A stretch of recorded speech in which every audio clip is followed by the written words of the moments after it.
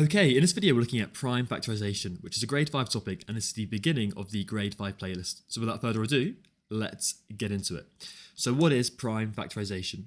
Prime factorization is finding which prime numbers multiply together to make the original number. So a few keywords here, which we'll kind of go through now. So the first key thing, prime numbers. What are the prime numbers? The blue numbers that you can see on this grid here, so 2, 3, 5, 7, 11, 13, so on and so forth, these are your prime numbers. So if we just write down the first few ones, so 2, 3, 5, 7, 11, 13, so on and so forth, what makes these prime numbers?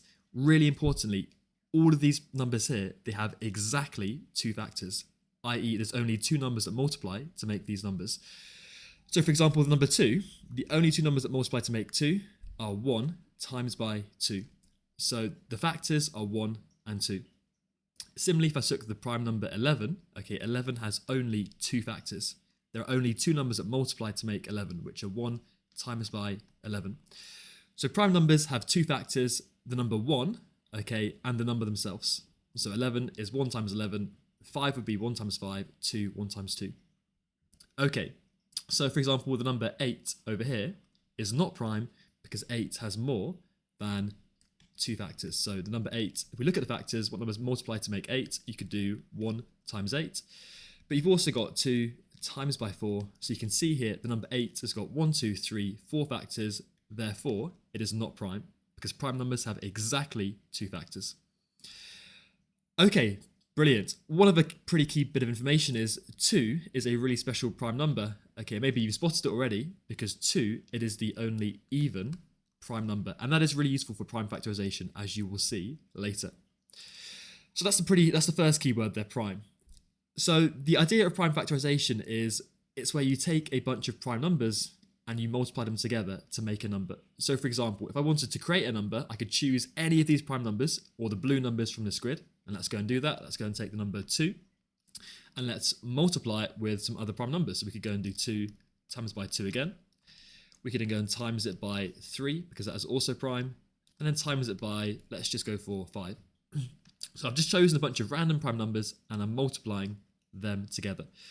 So 2 times 2 is 4, times 3 is 12, times by 5 is equal to 60. So here we can see the number 60, okay, so kind of like the original number, 60 can be written as a bunch of prime numbers multiplied together. And that is the idea of prime factorization. Just nearly always you're given the number to begin with, so 60, okay, and you've got to be able to write this as a bunch of prime numbers multiplied together. So let's get into a question. So here we've got write 32 as a product of prime factors. The way that we do this, when you first do this, if you're forgetting your prime numbers, I would definitely make a note of what the first few prime numbers are. So from the previous slide, you can make a note of the first few prime numbers. They are 2, 3, 5, 7, and 11. So I want to write 32 as a bunch of these prime numbers multiplied together. The way that I like to do this is I write my number at the top, so 32. And if you can, you divide that number by the number 2, because 2 is even and it's a really easy one to divide by. So 32, okay, we can split it up into two factors of 2 times by 16. And you've got to have at least one of these numbers being prime. So you couldn't just go for 8 times 4, for example, because neither 8 or 4 are prime. You've got to have at least one of your numbers being prime. That's key here. And then 16, okay, you break it down further. If you can, divide it by 2, because 2 is a prime number, and it's an easy one to do. So we can go and do 2 times by the number 8. Okay, because 2 times 8 is equal to 16, where 2 is a prime number. Note, you cannot do 1 times 16, ever. You can't ever do 1 as a factor because 1 is not a prime number, and then the whole thing breaks down because 16 is not prime, 1's not prime, the whole thing goes wrong. So you can never ever divide by 1. So we go for 2 and 8 again because 2 is prime, we can circle 2, so there we go, all good. Again, 8 is not prime, so we break it down further. Okay, if you can divide by 2 because 2 is prime, so we can go and do 2 times 4, 2 is prime, so we circle it. 4 again is not prime, so we can go and do 2 times 2 to make 4, where 2 and 2 are both prime, so we circle it and we finish there. Okay, because we can't break down 2 or 2 any further because they are prime. Therefore, 32, it can be written as 2 times 2 times 2 times 2 times 2. So 2 multiplied by itself 5 times. So 2 times 2 times 2 times by 2. So 32 has been written as a bunch of prime numbers multiplied together. Okay, product, it means you're multiplying a bunch of the prime numbers times together. So 32 and this stuff here, they mean exactly the same thing. One extra thing to note is that we can write 2 times 2 times 2 times 2 times 2 in a simpler form by writing it as 2 to the power of 5. You're multiplying 2 by itself 5 times. If you write it in this form, this is called index form. Okay, something else that I want to show you, which is really nice, and I've got to get my calculator to do this, is if you've got a Casio calculator, and I'm just going to go and get mine onto the screen now. So here we go.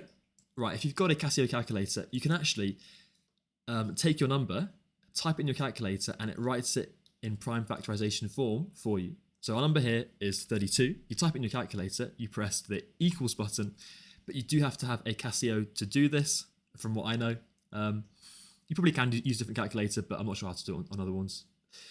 So you press 32, you press equal, so it's in the calculator memory. You then go on to shift on the top left, and then you find where you can see FACT, fact, and you press that, and there you go. Okay, you've got 2 to the power of 5, which is exactly what you've got over here. So it does it straight away for you. So if you can use a calculator, this is a really good thing to check your answer. Okay, so what we'll do is we'll go through a couple of my turn, your turns, and then that is going to be it for this video. So this question says, write 50 as a product of prime factors. Again, when you first begin doing this, I would just make a note of the prime numbers, okay, the first few ones, just so you know where to begin with. So we've got the number 50. Let's begin by breaking this number down. If you can, divide the number by 2, because 2 is a prime number and it's an easy one to do. So 2 times 25 is equal to 50. Note, you could have gone for, and this is absolutely fine, you could have gone for 5 times 10, because 5 is also prime, and that's absolutely fine, okay, but I just like to, if I can, divide by 2, because it's an easy one to do. So 2 times 25 is 50, sorry. 25, it is not a prime number, so we've got to break it down further. And we can go and do 5, because that's a prime number, times by 5, which is a prime number, so we can circle those both, okay.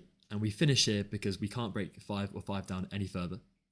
So 50, it can be written as 2 times by 5 times by 5. And let's check it. Is 2 times 5 50, or 2 by 5 is 10, times by 5 again, it is equal to 50.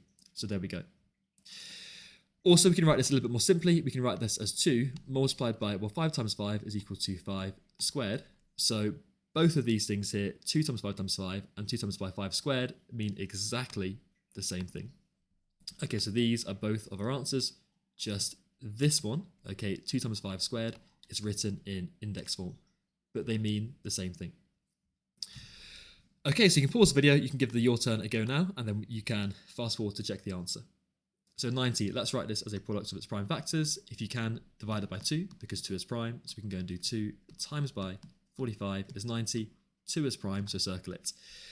45, it is not prime, so you've got to break it down further. We can go and do 5 times it by 9, 5 is prime, so we can circle it, and we can look at the 9. 9 is not prime, so you break it down further by doing 3 times by 3. So using all of these prime numbers up here. Okay, 3 is prime, 3 is prime. We can't go any further here, so we stop there. So 90 can be written as 2 timesing it by 3, timesing it by 3, and then timesing it by 5 at the end. And I've written it in kind of numerical order. You could have written it 2 times 5 times 3 times 3. It just looks a little bit clumsy. If you can, write the smallest number first, and then going up in ascending, smallest to biggest order. And again, if you wanted to, you could write this as 2 timesing it by 3 times 3 is 3 squared, and then timesing it by 5. They mean exactly the same thing. Okay, 2 times 3 is 6, times by 3 is 18, times by 5 is 90. Means the same thing as the bit in index form down here. So this, either this, okay, or the one below, okay, they both are your answer, and they're both definitely correct. Okay, I've got another my turn, your turn. Just this time, it is asking specifically to write your numbers in index notation. So where you've got to have the powers in your answers. So I've got the my turn, your turn up there. I'll go through to my turn. If you want to, if you feel like you're confident with this, you can just give them both a go. Otherwise, you can watch me with the my turn and then go through to your turn yourself. So write 45 as a product of its prime factors, but in index notation. And again, I would definitely make a note of the prime numbers to begin with if you're new to this topic. So the number 45, let's begin with this. So two numbers that multiply to make 45, where one of those numbers, at least one of those is prime. We can go and do 5 times by 9 is 45. 5 is prime from our list, so we circle it. 9 is not prime. Let's break it down further. So 9 is equal to 3 times 3. 3 is prime, okay, from our list, and 3 is prime. Because we've got to at the end there, we can't break it down any further, so we stop there. So 45 is equal to 3 times 3 times 5. So 3 times 3 times it by 5, okay? But the question is saying write it in index notation or in index form. So 3 times 3 you can write as 3 squared, timesing it through by 5, and there we go. Okay, so 3 squared, timesing it by 5, that is perfect. And let's check, is 3 squared times by 5 45? Yes, it is. And again, if you have a calculator, okay, we can check it. So we've got a number, which is 45. You press equals.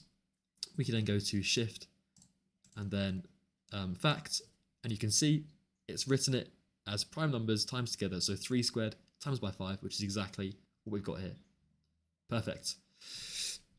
Okay, your turn. If you want to, you can give that a go. Pause the video and I'll go through this one now. But the same idea. So we've got 135, two numbers that multiply to make 135, where one of them is prime. Well, 135 is going to be divisible by 5, so I can go and do 5 times by, and it is 5 times by 27 is 135, okay? If you wanted to, you could use a bit of long division there. I'm not going to go through that, but 5 is prime, which is good, so you can circle it. 27 is not prime, so let's break it down further. We can do 3 times 9 is equal to 27, so circle that 3. 9 is not prime, but 9 is equal to 3 times 3, where 3 is prime and 3 is prime, so we stop there because we can't break these down any further. So 135 can be written as 3 times 3 times 3 times 5, so there we go. But again, the answer is saying it must be in index notation. So 3 times 3 times 3, I can write as 3 to the power of 3 times it through by 5. So I've written 135 as these prime numbers multiplied together. And let's check it. 3 cubed, 3 times 3 times 3 is 27. 27 times by 5 is indeed 135. So that is your answer for this one. Let's give that a bit of a highlight. And then if you can, if you've got a Casio calculator and you can check it the same way as me, that's always a good thing to do. So we can refresh it. We can type in the number, which is 135, enter it. We can shift it and then go on to fact. And we can see 3 cubed times by 5 is exactly what we've got. So if you can, in an exam, check your answer.